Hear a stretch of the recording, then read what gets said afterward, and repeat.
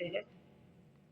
राष्ट्रीय शिक्षा नीति 2020 के अनुसार उत्तर प्रदेश के विश्वविद्यालय यानी छत्रपति साहू जी महाराज विश्वविद्यालय जो राज्य विश्वविद्यालय है, यहाँ पर बीए प्रथम सेमेस्टर में शिक्षा के अवधारणात्मक रूपरेखा पेपर है।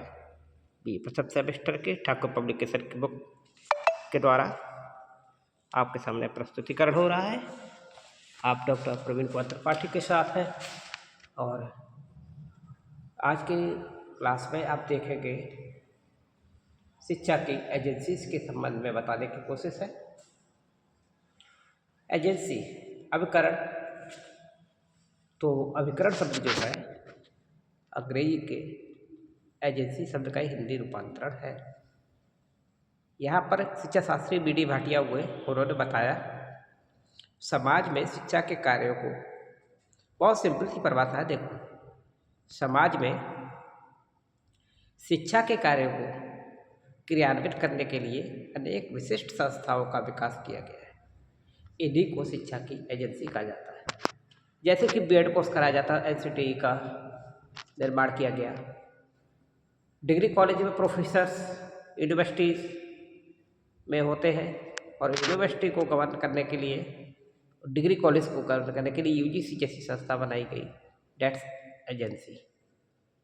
तो इस तरीके से बहुत सारी एजेंसीज बनाई गई और इनका क्लासिफिकेशन किया गया तो किस तरीके से इन एजेंसीज को चलाया जाए। तो यहाँ पर वर्गीकरण मैं करता हूँ तो पाता हूँ कि 3 तरीके की शिक्षा प्रणाली यहाँ पर लेकर के एजेंसीज का निर्माण किया गया। औपचारिक शिक्षा के हिसाब से, अनौपचारिक शिक्षा के हिसाब से और निरौपचारिक शिक्षा। औपचारिक शिक्षा जिसको हम लोग संस्कृत शिक्षा भी कहते हैं, यानी कि विद्यालय में पाई जाने वाली शिक्षा, जहाँ पर आपका उद्देश्य शिक्षा का आकार क्या, क्लासरूम के रूप में, क्लास के यानी कि एक रूम है क्लास का, उसका एक निश्चित मानक है, ब्लैक बोर्ड भी होगा, टीचर होंगे, स्टूडेंट होंगे, सिलेबस होगा तो वो निश्चित होगा, उद्देश्य निश्चित होंगे। तो इस तरीके से समुचित शिक्षा के तौर पर समझा जाता है।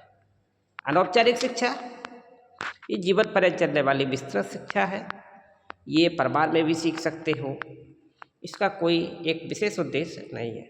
जब जब आपको सीखने के लिए समाज से, पुस्तकालय से, वाचनालय में चले गए, संग्रहालय में चले गए, मंदिर में चले गए, नाटक कर रहे हैं, चलचित्र देख रहे हैं, बहुत सारे समुदाय हैं अपने राज्य से, धर्म से, जहाँ चाहो वहाँ सीखने का अगर आपको रास्ता मिलता है तो आप वहाँ सीखिए। अनौपचारिक है, इसमें कोई कंट्रोल नहीं, आपका स्वयं का अपना कंट्रोल है। तो ऐसी स्थिति में समझ में आया कि कुछ ऐसा भी किया जाए कि वो दूर से भी हो और कंट्रोल भी हो।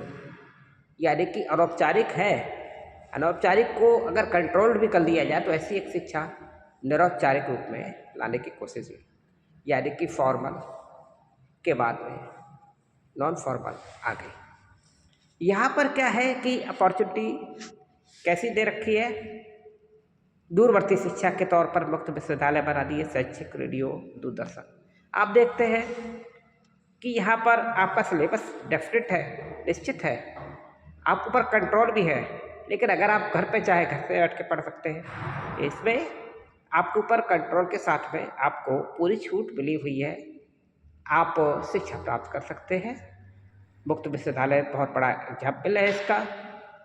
आप देखते हैं उत्तर प्रदेश में राजेश टंडन ओपन मुक्त विश्वविद्यालय जो है एक तरीके से है। आप दिल्ली से इंदिरा गांधी मुक्त विश्वविद्यालय है, अंतर्राष्ट्रीय मुक्त विश्वविद्यालय है वो। ऐसे एमपी भोज हमारे दिव्यांग बच्चों के लिए एमपी भोज ओपन यूनिवर्सिटी है। तो बहुत सारी शैक्षिक संस्थाएँ, रेडियो, शैक्षिक रेडियो देखते हैं आप, दूरदर्शन देखते हैं। इस तरीके से आपको शिक्षा, इस पर एक लॉन्ग क्वेश्चन आ सकता है, तो लॉन्ग क्वेश्चन की तैयारी रखिए। बने रहे डॉक्टर प्रवीण कुमार त्रिपाठी के साथ। और बेटा लोगों, बच्चों, आपको पढ़ना होगा, खूब मन लगा के खूब पढ़िए, आपको इम्पोर्टेंस मैं देता रहूँगा। गुड लक, बने रहे डॉक्टर त्रिपाठी सर के साथ।